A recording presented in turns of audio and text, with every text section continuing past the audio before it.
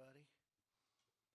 Yesterday, Secretary Azar announced a bold new initiative to require drug makers to disclose the prices to consumers, and it's going to be something I think very special. You may have heard about it, maybe not, but it's the beginning of a plan of transparency, and I think it will have quite an impact. So thank you very much. That was a job well done, everybody.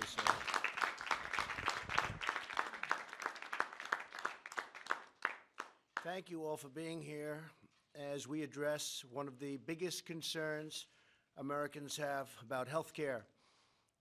The Republican Party, I have to say this, is really very much becoming the party of health care. You see what we're doing. We're determined to end surprise medical billing for American patients, and that's happening right now. I want to thank Secretary Acosta, Secretary Azar, and everybody else in the room for joining us. Some people with some incredible stories. Thanks also to Senators Lamar Alexander, Maggie Hassan, Bill Cassidy, John Barrasso, and Representatives Kevin Brady, Devin Nunes, and Greg Walden. Thank you all very much. Thank you.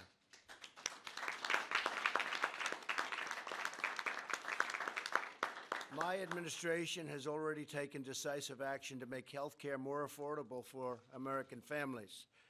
We've vastly expanded lower-cost health insurance plans. That's happening, and it's been an incredible success.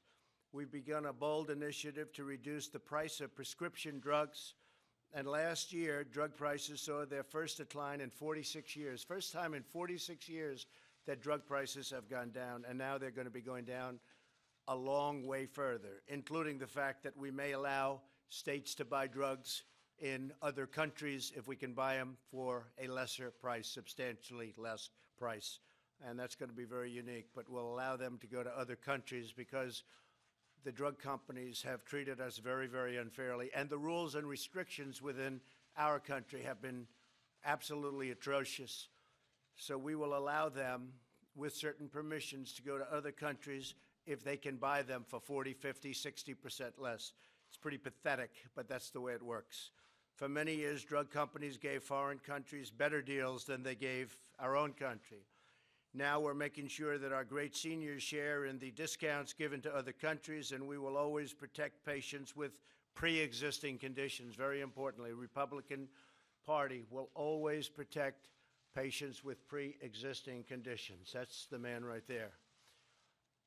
In my State of the Union address, I asked Congress to pass legislation to protect American patients. For too long, surprise billings, which has been a tremendous problem in this country, has left some patients with thousands of dollars of unexpected and unjustified charges for services they did not know anything about, and sometimes services they did not have any information on. They weren't told by the doctor, they weren't told by the hospitals and the areas they were going to, and they get what we call a surprise bill. Not a pleasant surprise, a very unpleasant surprise. So this must end. We're going to hold insurance companies and hospitals totally accountable, and we're joined today by families who have personally experienced some horrible injustices of surprise medical bills. Drew and Erin Calver from Austin, Texas. Drew, I'd like you to maybe come up, and Erin, to share your story. It's a pretty amazing story. Hi, how are you? Please. Hi. I have insurance, but was still stuck with a highly inflated medical bill. A lot of pain, stress, and fear with that bill looming over us. A highly inflated bill that I shouldn't have to deal with, and we hope that we support the president, that he'll take it. The president's call to Congress to take action and support, pass, end surprise billing, and also create more transparency in terms of medical bills. Thank you. Would you like to explain what happened in your billing? Because it was sort of an incredible story. Yeah, I had a heart attack 2 years ago and was driven to the nearest hospital And although I had insurance, I was still billed $110,000. The hospital threatened to send my bill to collections. And so from there, all that stress and the fact that it was highly inflated, I was in shock when I found out some of the real prices, stuff I was charged for. So I feel like I was exploited at my most vulnerable time in my life, just having suffered a heart attack. And so I hope that Congress hears this call to take action, close the loophole, and surprise billing, and let's work towards transparency of the bills. You look very good now. Oh, thank you. Yeah. That's what. Yeah.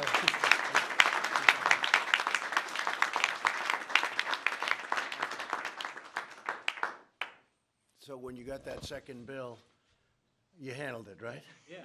The heart was okay. Yeah. Luckily, I made it through. Good, Yeah, and good. we paid it. You don't want to run for president, that I can tell you. You think that's bad. But it is bad, and it's a shame. Also here with us today are Dr. Paul Davis and his daughter Liz from Findlay, Ohio. Dr. Davis and Liz would like to tell you about their story. Hi, Doctor. How are you? Thank you, please.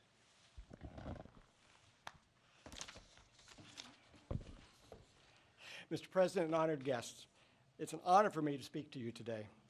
My family, like so many others, was victimized by a surprise medical bill.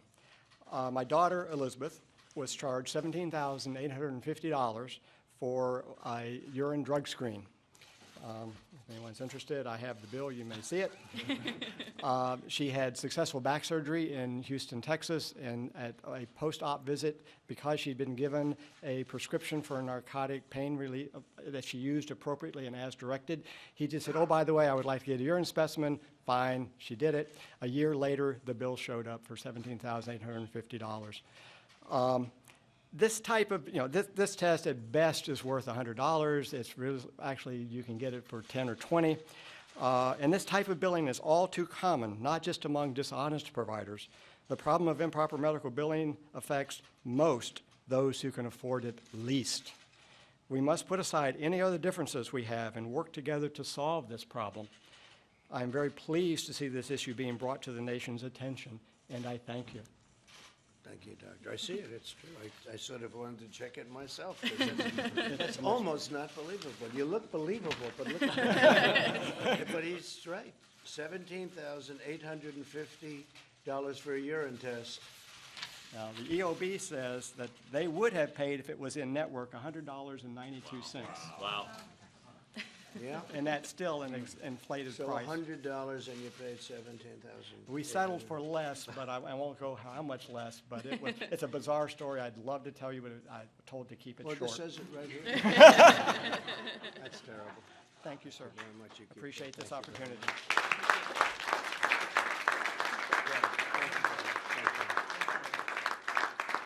It's a pretty amazing story. Glad I got to see that, Bill. I don't know. You're a very believable looking guy. What do you think, Lamar? I think, yeah, check it out. Lamar, check that out, please. That's pretty incredible. But there are many stories like that. I've heard them for years myself, friends where they just come back and they get a bill that they can't understand it. And we're going to be announcing something, I think, over the next 2 weeks that's going to bring transparency to all of it.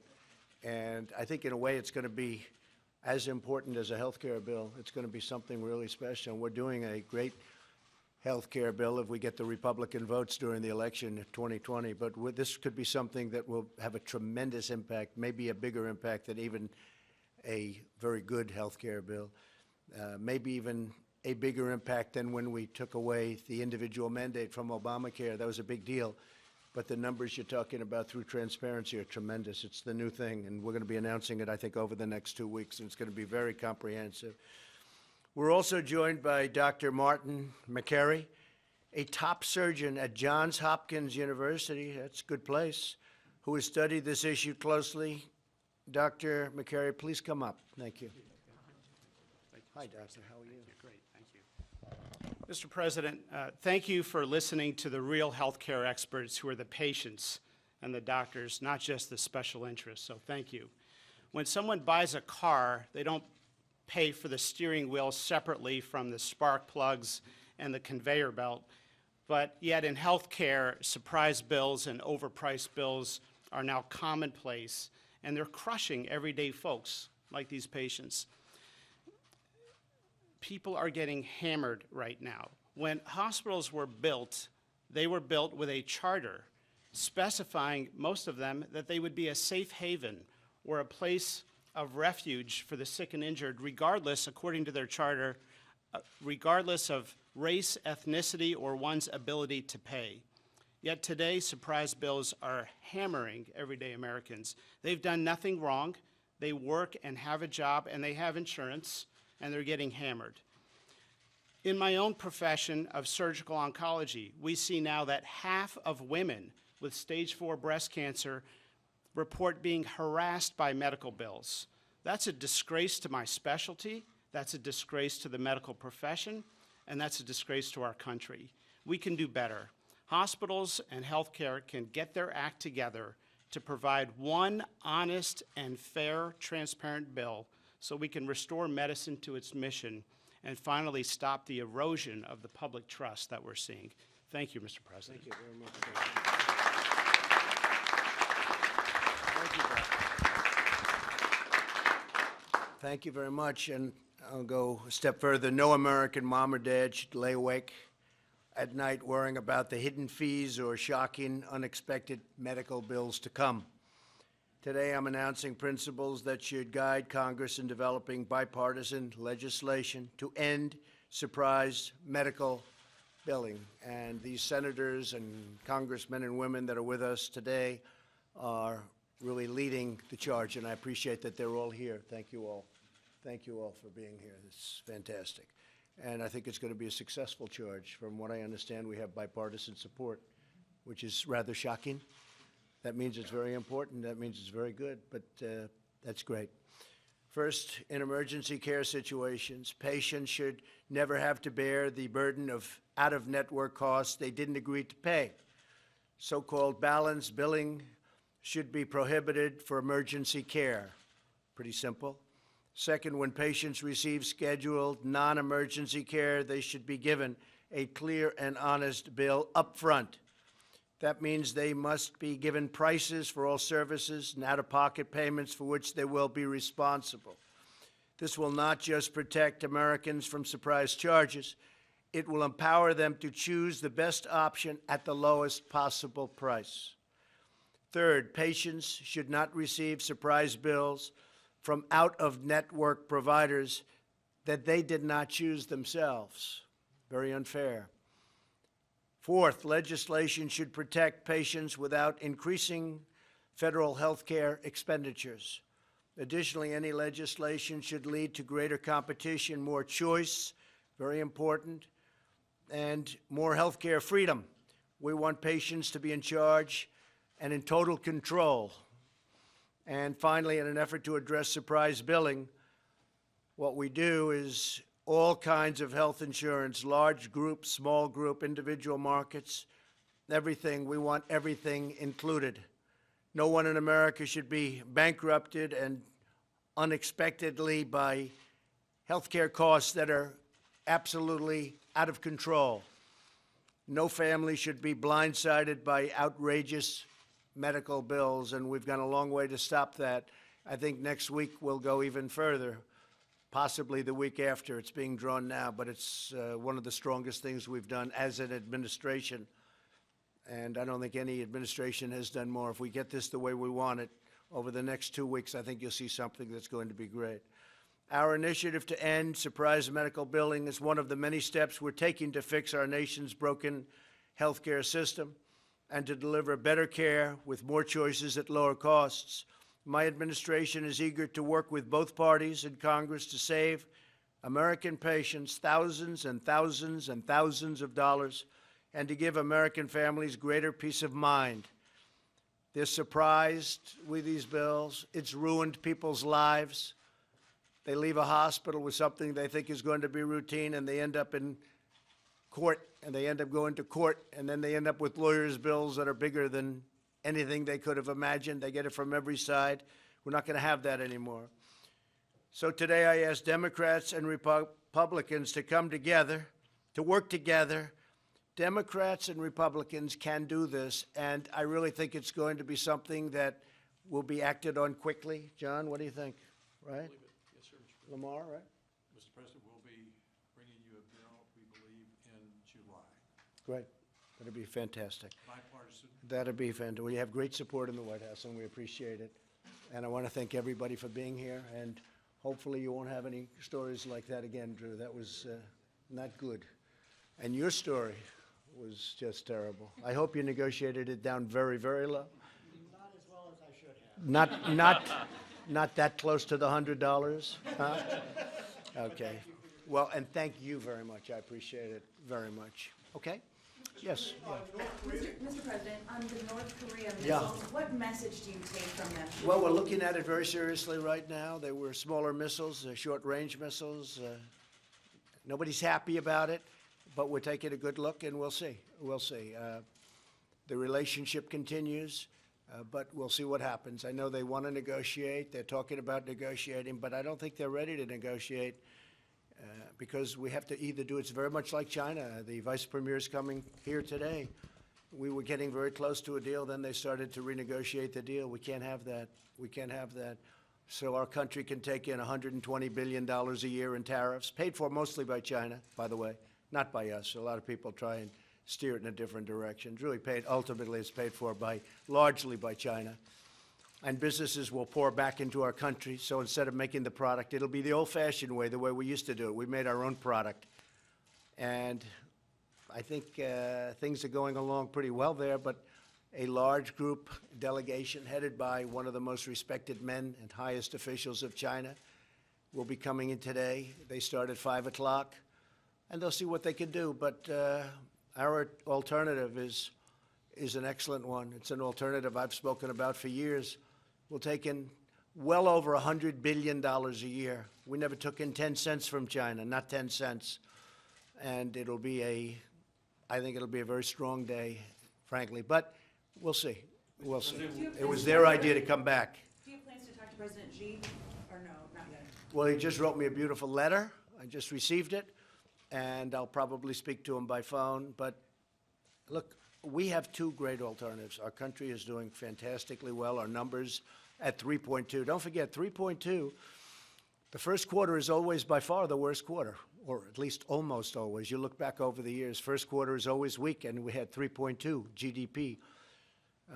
Our unemployment numbers are the best in the history of our country, and we're doing well. And our companies are really doing well. Even in Ohio, the great state of Ohio yesterday, General Motors, at my very strong urging, to put it mildly, very strong urging. I wasn't even nice about it, but I appreciate what they did. They sold the beautiful plant, Lordstown.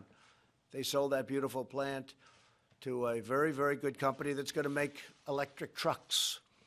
And that worked, because that was the only thing they could say about our whole economy, Lordstown. They kept saying, Lordstown, Lordstown.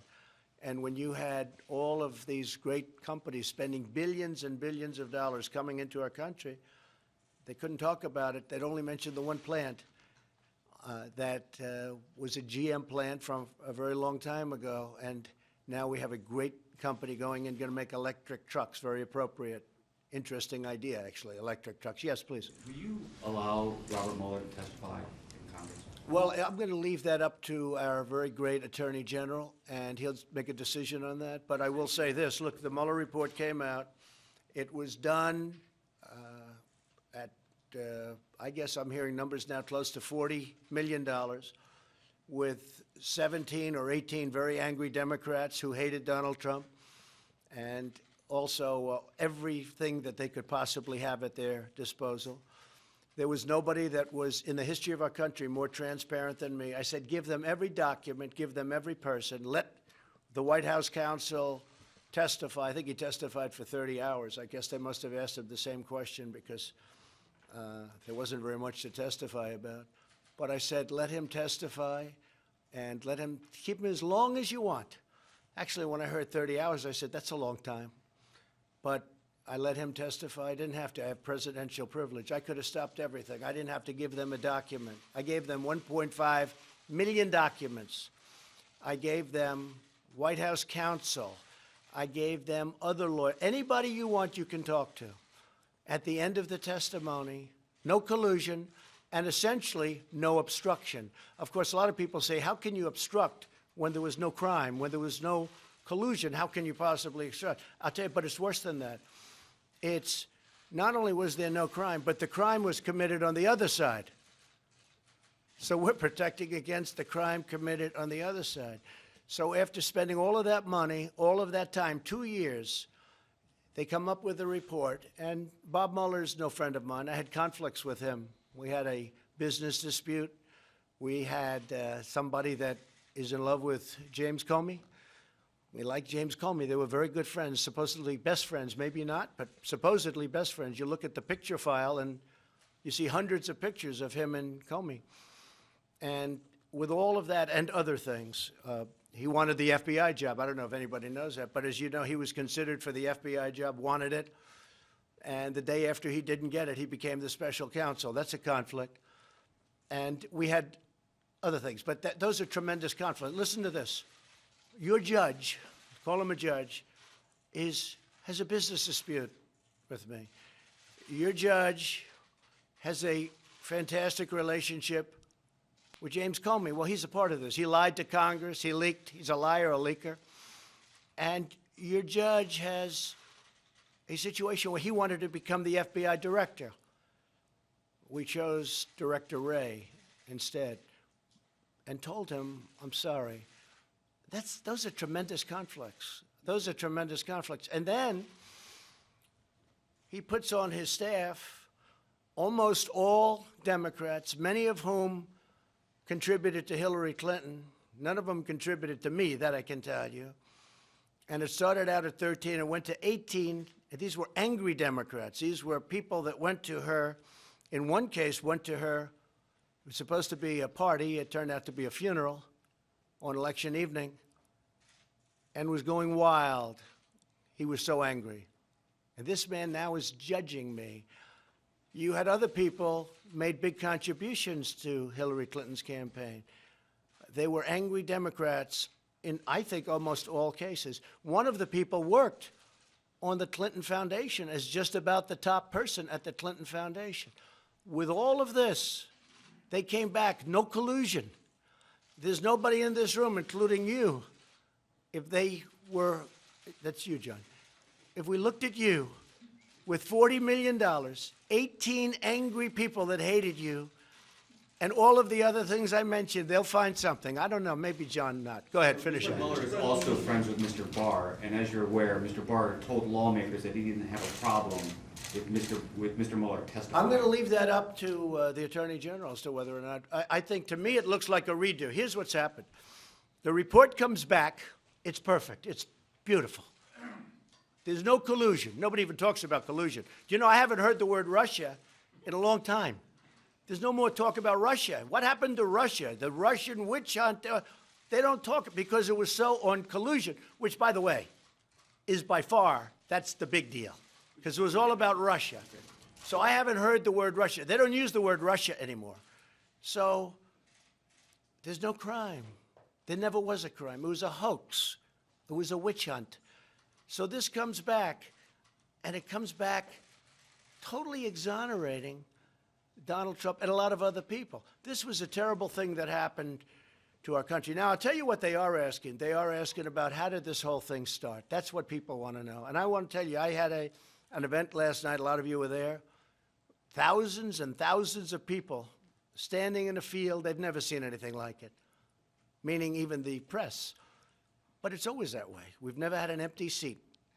Thousands of people last night. You know what they want to know? How did this whole thing start? It's going to be hard for them to answer that one. Yeah, please. Are you satisfied with the advice you received from John Bolton? Yeah, John's very good. John is he has strong views on things, but that's okay. I actually temper John, which is pretty amazing, isn't it? Nobody thought that was going to happen. I'm the one that tempers him, but that's okay. I have different sides. I mean, I have John Bolton, and I have other people that are a little more dovish than him. And ultimately, I make the decision. No, I I like John. I get very good advice from John. John? Mr. President, as you saw, the Senate Intelligence Committee has subpoenaed Don Jr. That's the Republican-led Senate Intelligence Committee. What do you make of that? Well, I was very surprised. I saw Richard Burr saying there was no collusion 2 or 3 weeks ago. He went outside and somebody asked him, no, there's no collusion. We found no collusion. But I was very surprised to see my son. My son's a very good person, works very hard. The last thing he needs is Washington, D.C. He could rather not ever be involved. Remember, he said to me a long time ago when I was thinking about running, Dad, if I could help, let me know. It's not my expertise. It's not something I really like, but whatever I can do, you're my father, whatever I can do. He's now testified for 20 hours or something, a massive amount of time. The Mueller report came out. That's the Bible. The Mueller report came out, and they said he did nothing wrong. The only thing is, it's Oppo research. If he did wrong, then everybody standing with me probably, except for John and Lamar. I think Lamar is pretty, I'll tell you. Did you ever do Oppo research on an opponent? I don't think so, Lamar, right?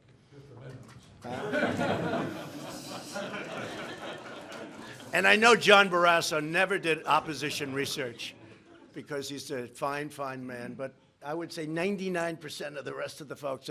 So they didn't, but what they didn't discuss is this woman that came in, who I watched her on the Today Show when it all started. Oh, I'm just an innocent. Well, nobody even knows, although the halls of Congress know her very well because for years she's walked around all over Congress.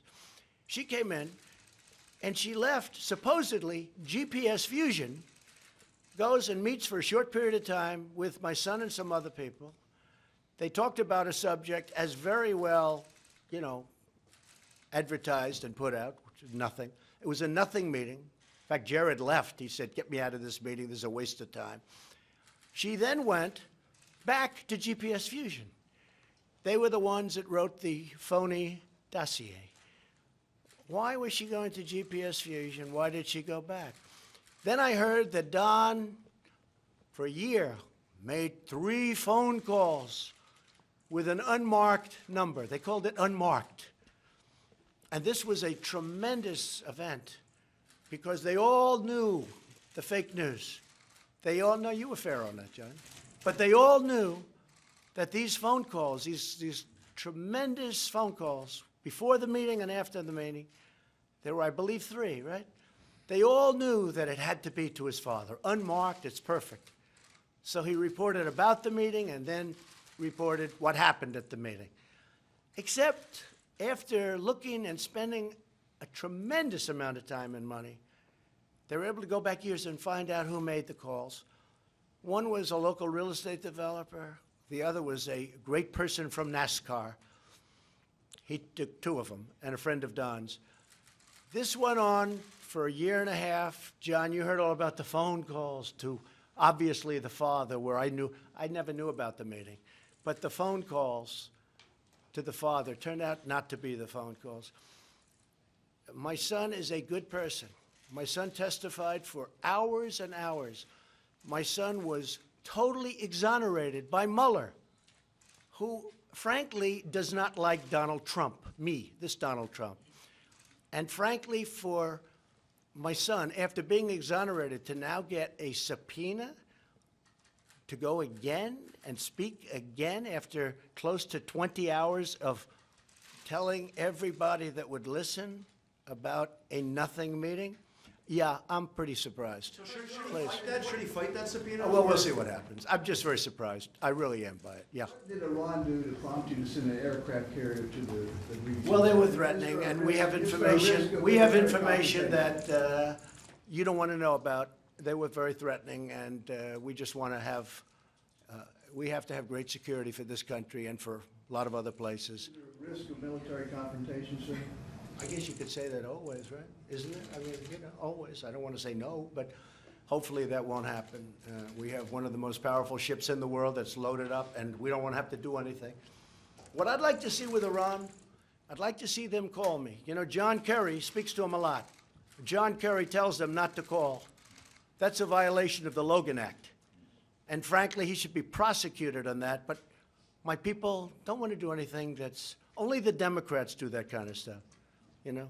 Yes, If it were the opposite way, they'd prosecute him under the Logan Act. But John Kerry violated the Logan Act. He's talking to Iran and has many meetings and many phone calls, and he's telling them what to do. That is a total violation of the Logan Act, because what they should be doing is, their economy is a mess ever since I took away the Iran deal. They have inflation that's the highest number I've ever heard. They're having riots every weekend and during the week even. And what they should be doing is calling me up, sitting down, we can make a deal, a fair deal. We just don't want them to have nuclear weapons, not too much to ask. And we would help put them back into great shape. They're in bad shape right now. I look forward to the day where we can actually help Iran. We're not looking to hurt Iran. I want them to be strong and great and have a great economy. But they're listening to John Kerry, who's violated a very important element of what he's supposed to be doing. He violated the Logan Act, plain and simple. Shouldn't be doing that. But they should call, and if they do, we're open to talk to them. We have no secrets, and they can be very, very strong financially. They have great potential, very much like North Korea.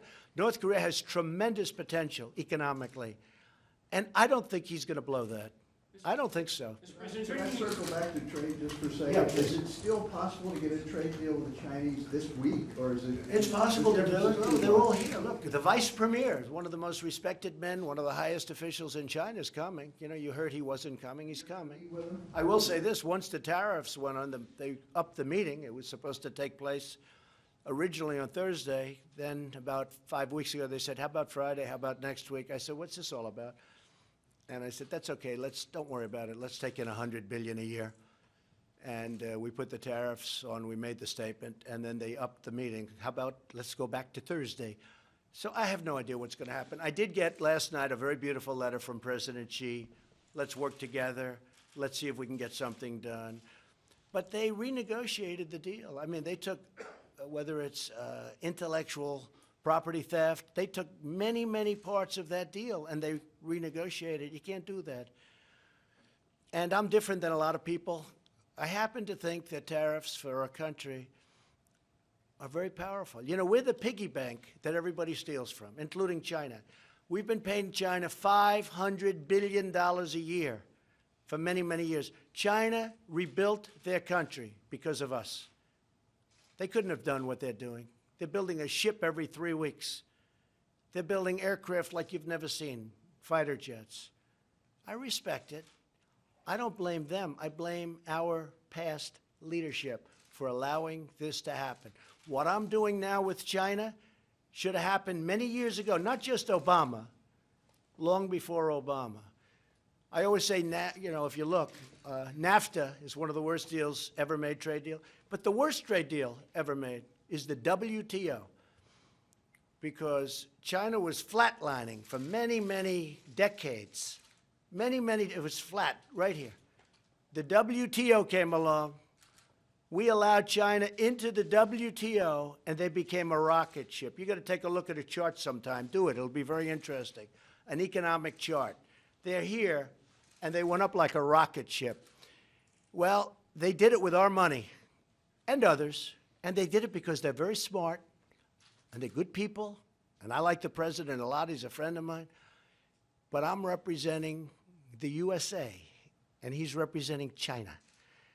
And we're not going to be taken advantage of anymore. We're not going to pay China $500 billion a year.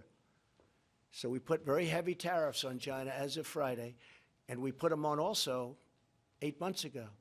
And when people looked at the economic numbers, they were shocked. When they look at the import-export numbers, they were shocked. They said, wow, how did they get to this point? This was very good. That was a very good report. They'd never seen that for many years. I said, try looking at all of the tariffs that China's been paying us for the last 8 months. Billions and billions of dollars. And that's only because I gave them a break. Because we were negotiating goodwill, we were negotiating, I gave them a break. And I said, let's keep it at 10% instead of 25%. So now what we're doing is we're raising it to 25% on Friday. So it'll be $250 billion at 25%, and it'll be $325 billion at 25%, and we're starting that paperwork today. So we'll see. But you know what? As president of our country, we had to do something about it. And as president of our great country, we're going to be taking in more money than we've ever taken in. And all of these countries, many of them have taken advantage of us, including our allies. They've taken advantage of us on trade. They've taken advantage of us on military. We defend all these countries for nothing or for a tiny fraction of what it costs. We take care of NATO. I'm all for NATO. I'm all for NATO. And I think it's just wonderful. But it's different than it was 25 years ago and 40 years ago. And I got NATO to put up an extra $100 billion. Ask Secretary General Stoltenberg. He's like Donald Trump's biggest fan, because spending was going down. The contributions that the 28 countries were making, it was heading like a slope down, like a very steep mountain. And then I came, and it went up like China. It went up like a rocket ship, okay? But I don't like seeing people take advantage. We pay for anywhere from 70 to 100% of NATO. So we protect NATO, we protect European countries, and we protect them, and we protect them beautifully. We're the power. We're the most powerful nation, especially since we've redone our military, redoing and done all of the nuclear. You never want to use it, but you have to have it. But we've spent, and I thank Congress for this, $700 billion and then $16 billion on our military. Our military, when I came to office, was totally depleted. We now have by far the strongest military in the world. But we defend countries. When you look at our budget, so we're at $716 billion, and Russia's at $68 billion. How do you figure that? Because Russia doesn't go around defending every country in the world and not getting paid for it. And you know what? I don't mind not getting paid. If there's a country that's been horribly treated and lots of bad things are happening and they're not a rich country. But when we defend the richest countries in the world, and they don't pay us for what we do, and frankly, they go back into closed meetings and they laugh at the stupidity of the United States for doing it. These are countries with nothing but cash. They could very easily, I told the story last night, I picked up $500 million with one phone call to a country, and that's just the beginning. And I've done it with many other countries anyway, but just over the last very short period of time. One phone call that lasted for a period of, I would say, 5 minutes, I picked up $500 million. Because they said, you're not taking care of us. We're taking care of you, but you're not taking care. It's not fair. So really the word is not fair. NATO doesn't treat us fairly at all, but now they're starting to pay. And if you look at Mr. Stoltenberg, he will tell you he's never seen anything like it. $100 billion, and that's a low number. They're paying $100 billion more. But how do you feel about this? Germany, you're supposed to be paying 2%. Germany's paying 1%.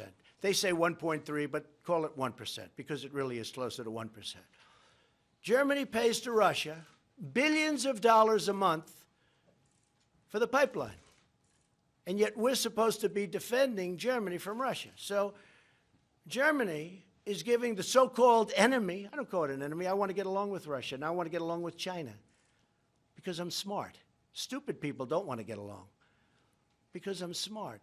This witch hunt hurt us in our relationships with a lot of countries. It was a very expensive, horrible thing for our country. And by the way, should never, ever happen again to a president. 2 years I've been going through this nonsense, and now we have a good report. And now guys like Jerry Nadler, who I fought for many years, successfully, I might add, back in New York in Manhattan. He was a Manhattan congressman. I beat him all the time. And I come to Washington, and now I have to beat him again. Over nothing, over a hoax. And they know it's a hoax. They're smart. Nadler's a smart guy. Schiff is a smart guy. When Schiff goes to the microphone, he's conning this whole country. And he knows that. And he goes back into a room and he talks to his friends and he laughs because that's the way life is. But our country is doing great. We're going to find out about China tonight.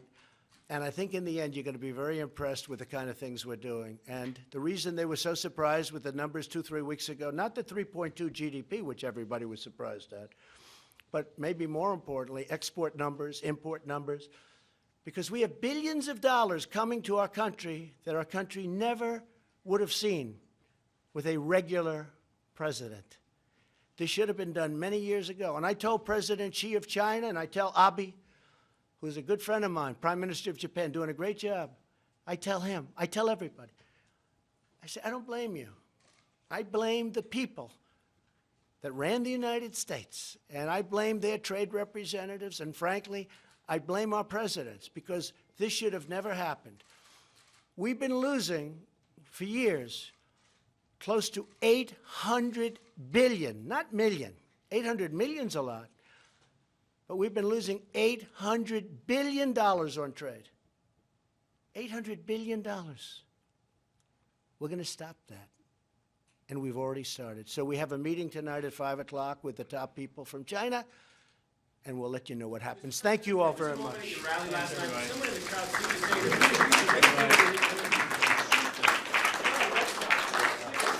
The Red Sox are coming in a little while. I like the Red Sox. What do you say to those who argue that you're too divisive, and do you worry it's going to hurt your reelection? You know, it's interesting, Puerto Rico, just so you understand, we gave Puerto Rico $91 billion for the hurricane. That's the largest amount of money ever given to any state. Talking about states in Puerto Rico, a little different. $91 billion. Texas got 30. Florida got 12. Puerto Rico got $91 billion. So I think the people of Puerto Rico should really like President Trump. Now, that money was given by Congress, but they got $91 billion. Now, you remember how big the hurricane was in Texas, the largest water dump in the history of our country, they say. 3 times. It went in, went out, went in. Texas got $30 billion. Florida got actually anywhere between 9 and 12. Puerto Rico got $91 billion, and now the Democrats are trying to hold up the money from Georgia, from South Carolina, from Alabama to Florida. They're trying to hold it up. They're hurting Florida. They're holding, what they're doing to North Carolina, to Louisiana. They're trying to hold relief aid because Puerto Rico, which got $91 billion, have to love their president. They want to get Puerto Rico more money. So they're willing to sacrifice Georgia, Alabama, South Carolina, North Carolina, Florida, Louisiana, and other states. The Democrats are doing that. They are very divisive people. Thank you very much. Thank you.